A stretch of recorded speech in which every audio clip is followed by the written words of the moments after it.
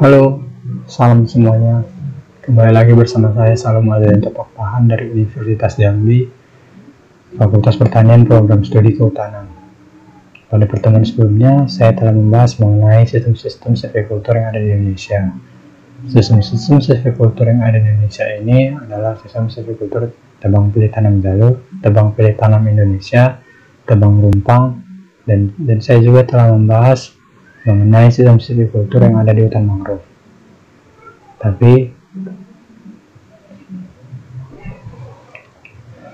saya hanya ingin mengingatkan untuk tetap selalu menjaga kesehatan, karena saya perhatikan semakin hari semakin bahaya, karena saya perhatikan ini lama-lama COVID ini semakin merajalela ya. Jadi tetap makan makanan yang bergizi, tetap berusaha agar menjaga imunnya tetap tinggi agar tidak mudah terserang oleh penyakit ini, dan tetap melakukan protokol kesehatan. Baiklah, pada kesempatan kali ini saya akan membahas mengenai sistem silvikultur yang ada di negara asing. Terima kasih juga kepada teman-teman yang telah menonton video saya yang sebelumnya. Terima kasih yang sudah men-like dan subscribe channel YouTube saya. Kita mulai dari sistem silvikultur yang ada di negara Filipina. Di sini sistem silvikulturnya adalah sistem silvikultur tebang pilih. Yang menjadi ikon utama dari sistem tebang pilih Filipina ini ialah meninggalkan rotasi tebangan untuk perkayuan yang berikutnya. Ini bertujuan agar penebangannya akan terus-menerus berlanjut atau kontinuitas. Dan juga sistem penebangannya ini dengan jarak rotasi 30, 35 sampai 40 tahun sekali. Sistem silvikultur di Filipina dimulai dari menandai batas pengaturan, yaitu membangun unit pengelola, dimulai dengan perencanaan, penerapan pemanenan kayu, pengontrolan dan mencatat tujuan dari penebangan kayu. Kemudian ada pengambilan sampel. Ini adalah kegiatan mensurvei sampling sebesar 5% untuk mendapatkan data diameter dari tegakan yang tinggal. Dengan batasan tegakan yang tinggal ini sebanyak 70% dengan diameter 20-60 cm dan 40% dengan diameter 70 cm. Di Filipina, hutan Dipterocarpaceae atau vegetasi Dipterocarpaceae ini bisa ditebang sekitar 70% dari Dipterocarpaceae yang ada di wilayah tersebut. Vegetasi ini ditandai di setiap sebaran area pemanenan. Penandaan ini hanya pada wilayah pemanenan yang akan dipanen, artinya 40 meter dari pohon yang akan dipanen harus bersih. Semua pohon dengan diameter 75 cm boleh ditebang. Akan tetapi harus ada 60% tegakan yang tinggal ini dari diameter 65-75 cm. Tujuan dari inventarisasi ini adalah untuk memperoleh data riap tumbuh dan peningkatan regulasi dari tegakan yang tinggal. Mendapatkan data yang memungkinkan untuk ditujuankan dalam implementasi operasi penebangan. Untuk menghitung kerusakan yang timbul akibat pemanenan yang nantinya akan digantikan oleh pemegang izin, inventarisasi ini dilakukan 6-10 tahun setelah pemanenan. Masalah yang sering dijumpai dari sistem tebang pilih Filipina ini ialah penebangan yang tidak sebanding dengan jumlah permudaannya. 5% sampling yang dilakukan sebelum penebangan ini juga tidak mewakili dan tidak dilakukan sepenuh hati dan tidak dilakukan sesuai dengan data yang diperoleh saat pengambilan sampel. Kemudian ada North Queensland Selective Lodging System. Ini adalah sistem tebang pilih yang berasal dari negara Queensland Utara. Kegiatan silvikultur di Queensland Utara ini diawali dengan pembersihan tumbuhan merambat dan semak belukar. Kemudian dilakukannya penandaan pohon yang dapat dipanen. Penandaan ini dilakukan per pohon dengan diameter yang memiliki 58 cm yang nantinya pohon ini akan dipanen. Pohon-pohon yang memiliki biji yang besar ini harus ditinggalkan walaupun sudah berdiameter 58 cm. Pohon dengan kualitas yang kurang baik walaupun diameternya mendekati 58 cm juga harus ditebang. Kemudian dilakukannya permudaan yang bertindih yang harus dirapikan. Kegiatan ini dilakukan setahun sebelum dilakukannya pemanenan. Kemudian kita masuk kepada tahap pemanenan. Pada saat pemanenan, kita harus memperhatikan tumbuhan Laportea atau tumbuhan jalatang. Tumbuhan ini adalah tumbuhan yang harus dihindari karena durinya yang mengarah ke atas pada daunnya. Kalau kena kulit, maka akan menimbulkan efek gatal dan merah. Jalatang atau Girardinia palmata biasanya disebut juga dengan jancukan yang menimbulkan umpatan dalam bahasa Jawa Timuran karena rasa gatal akibat durinya. Itulah mengapa pada saat pemanenan kita harus memperhatikan si jelatang tadi, karena nantinya ini akan menghambat kita melakukan pemanenan di hutan. Dan Laportea ini juga harus dikontrol, melakukan penjarang terhadap pohon yang memiliki kualitas kurang baik dan pohon yang bernilai gunanya juga dipersedikit untuk membebaskan pohon-pohon yang berpotensi untuk dipanen di rotasi berikutnya. Kemudian 3 tahun setelah pemanenan ini dilakukan penjarangan dan pembebasan dengan rotasi penebangan 15-20 tahun. Fitur-fitur spesial pada sistem Queensland ini adalah: 1. Permudahan alami sekaligus penyuburan tanaman akibat dari penjarangan. Yang kedua, diameter yang layak ditebang ini sudah diatur dalam buku pedoman. Setiap kelas dari diameter pohon bisa ditebang jika ditinjau dari aspek silvikultur. Jika tidak, karena sudah memenuhi persyaratan layak tebang dari personel kehutanan.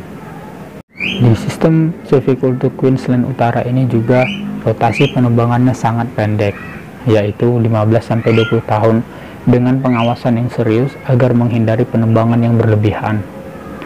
Sekarang, sistem penebangan di hutan hujan tropis didasarkan pada sistem Queensland Utara karena sudah dinyatakan areal hutan hujan tropis Queensland Utara ini merupakan daerah hutan hujan tropis warisan. Kemudian kita akan melanjut ke negara Suriname. Sistem silvikultur yang ada di negara Suriname ini disebut dengan sistem silvikultur Selos. Ini dikembangkan melalui penelitian agrikultur pusat Suriname dan sudah diimplementasikan di sana. Jika massa jenis dari suatu pohon ini rendah, maka untuk kelas kuat dan kelas awet dari kayunya juga rendah.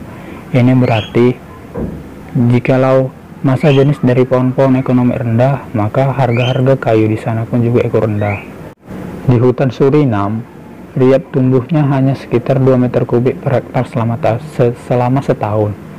Ini berarti riap tumbuh di daerah Suriname ini berarti pertumbuhan riap tumbuh dari pohon-pohon yang ada di Suriname ini berada di bawah dari kondisi yang baik.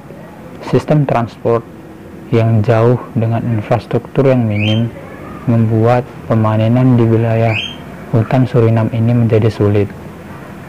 Yang kemudian terdapat daftar 5 pohon ekonomik yang sudah disusun. Populasi dan tekanan pada wilayah hutannya juga sangat kecil. Standar dasar dalam mengelola sistem yang seimbang di wilayah Suriname ini ialah kualitas kayu yang baik harus diproduksi dalam waktu yang singkat. Perlakuan silvikultur harus memperkecil kerusakan ekologi dan keanekaragaman spesies yang tinggi. Untuk melestarikan tegakan yang tidak rata, maka semua pilihan silvikultur harus ditinggalkan demi masa depan. Produksi hasil hutan bukan kayu ini juga harus tetap dipertahankan. Sistem silvikultur harus sanggup melawan kelalaian yang dibuat pada saat pemanenan. Kemudian, siklus nutrisi tidak terpengaruh secara luas. Desain sistem silvikulturnya juga sudah didesain sebaik mungkin. Desain dari sistem silvikulturnya ini yaitu siklus penebangannya 20 tahun sekali. Tidak ada batasan minimum diameter yang ditebang. Pemanenan dibatasi dengan menggunakan volume, berbeda dengan pemanenan yang ada di negara Indonesia yang hanya menggunakan diameter, dan juga pada negara-negara Queensland dan juga di negara Filipina tersebut. Jadi pemanenan di wilayah Suriname ini berbeda.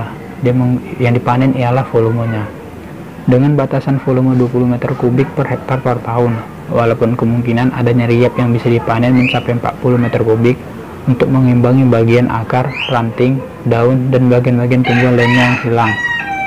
Hal ini memungkinkan untuk meninggalkan pohon induk.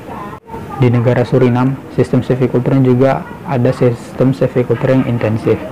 Silvikultur intensif Selos di negara Suriname ini dengan melakukan pemberian arborisida.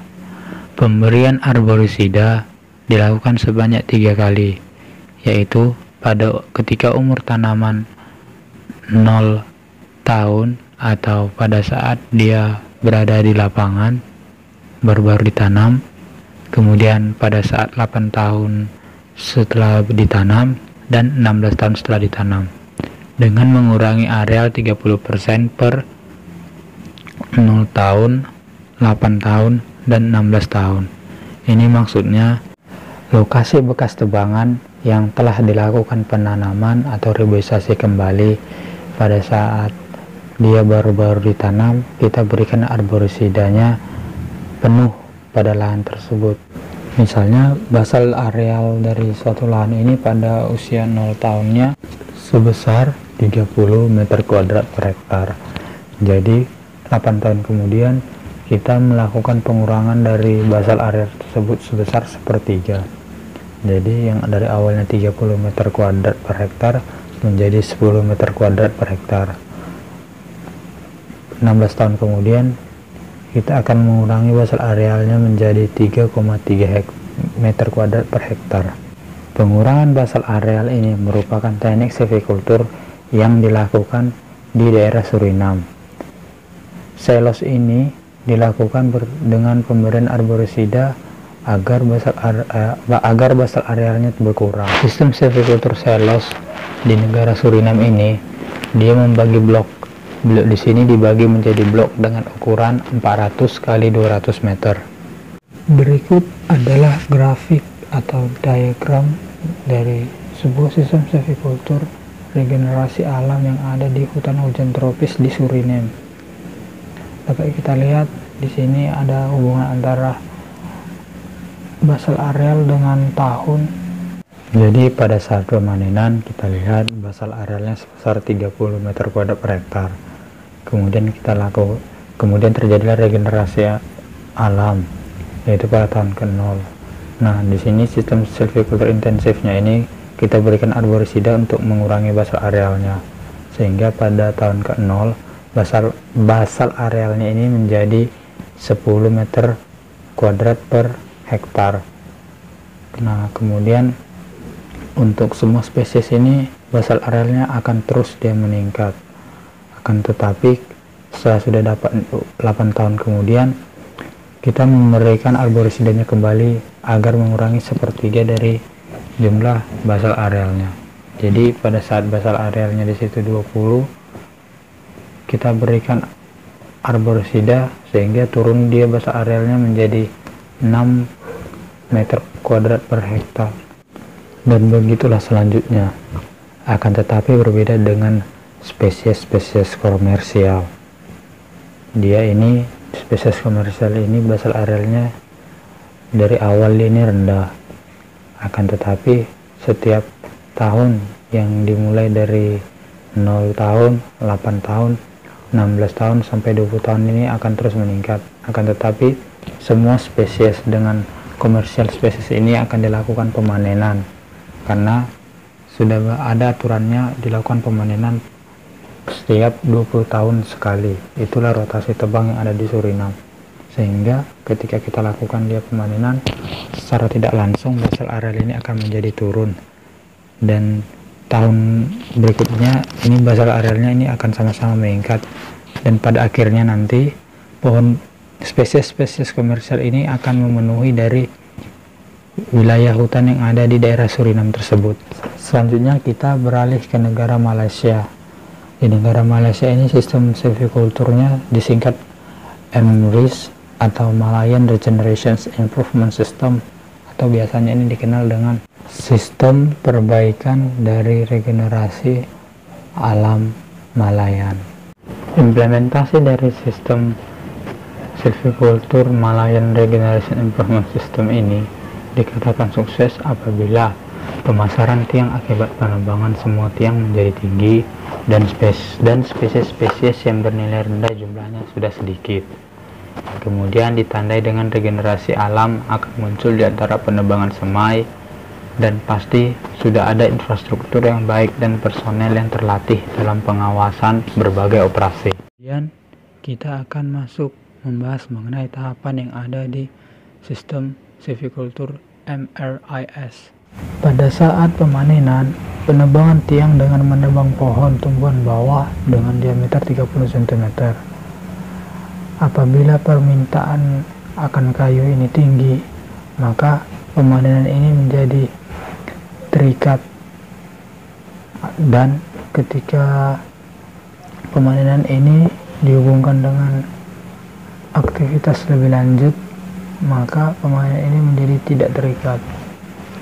Kemudian di hutan primer, tiang-tiang ini tidak akan tumbuh maksimal karena adanya rembutan dari cahaya matahari, sehingga pada saat penebangan, pembukaan kanopi akan meningkatkan regenerasi alam. 3 tahun kemudian dilakukan penebangan semai. Penebangan semai yang bertujuan membuka kanopi hutan untuk mendukung regenerasi alam. Pembukaan kanopi hutan ini akan menjadi lebih baik jika dibuka selebar 7-12 meter.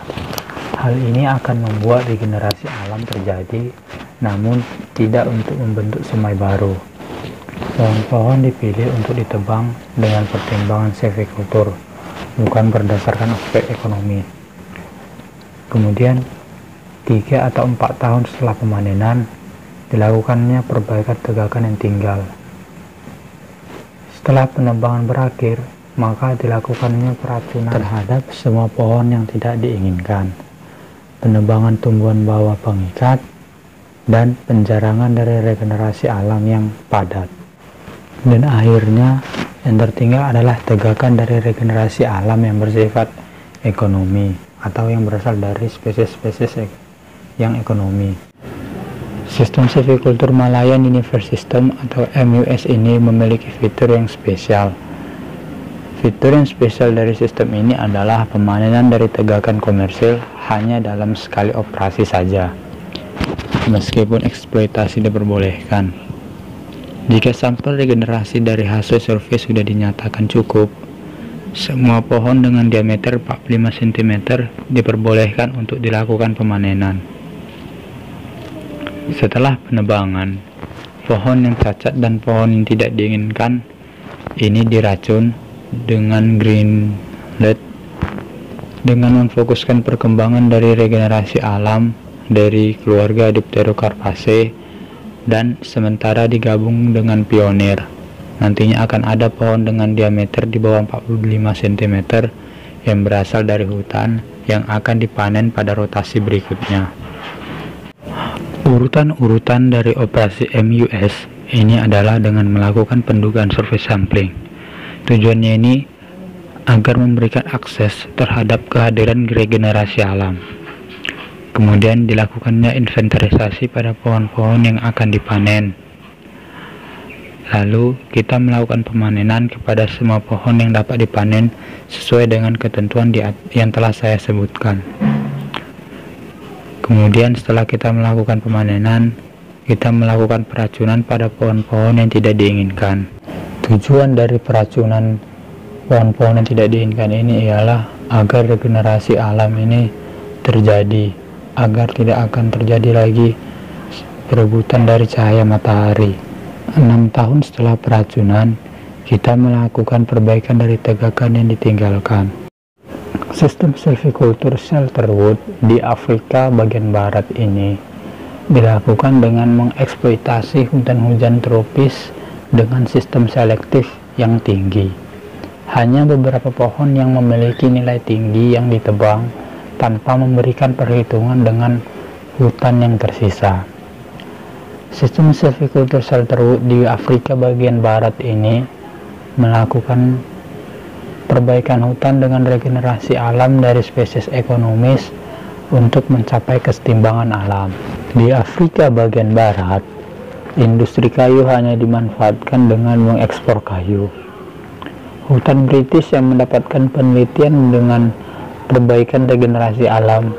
Dipterocarpaceae hutan Malaya ditransfer ke Nigeria dan Ghana dan menggunakan sistem yang sama.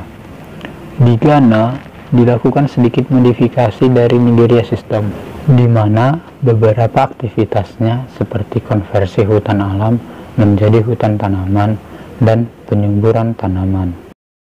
Kemudian sistem Shelterwood di negara Trinidad. Latar belakang informasi silvicultur, ekologi, dan ekonomi di negara Trinidad ini ialah sistem ini didesain khusus untuk regenerasi alami spesies pionir dengan kayu-kayu yang cepat atau fast growing spesies yang dikarenakan tingginya permintaan kayu dari pabrik. Sistem silvicultur mempertimbangkan sebaran pohon seperti wilayah berpasir yang mudah terkikis di mana sangat diperlukannya pohon-pohon perlindungan. Dan juga telah dilakukan observasi terhadap pohon-pohon yang permintaan pasar yang tinggi. Ini merupakan pohon-pohon untuk persinggahan burung-burung. Pertimbangan lainnya adalah permintaan terhadap kayu untuk arang. Penebangan pohon yang tidak diinginkan dibebaskan dari biaya kontraktor, meskipun terkadang harus dibayar. Tahapan kerjanya ialah setahun sebelum pemanenan dilakukan penebangan vegetasi pemanjat, lalu penebangan semua pohon yang dapat dipasarkan di bawah pengawasan pihak kehutanan, sehingga tetap dilakukannya pembukaan naungan dari pohon-pohon non-komersial. Lalu, setahun setelah pemanenan, semai-semai yang tersisa yang berasal dari hardwood diperbolehkan untuk pembuatan arang jikalau menguntungkan. 2 tahun setelah pemanenan, pohon dengan tajuk yang besar tidak akan ditebang di operasi pemanenan sebelumnya, yang memungkinkan akan meninggalkan vegetasi non-komersial yang bertajuk masih kecil dalam kondisi lahan terbuka. Pohon penaung atau pohon pelindung akan berfungsi sebagai penyedia tempat burung dan kelelawar beristirahat yang membawa benih-benih dari spesies ekonomi. Selain itu, pohon penaung ini juga sebagai tempat perlindungan tanah dari bahaya erosi.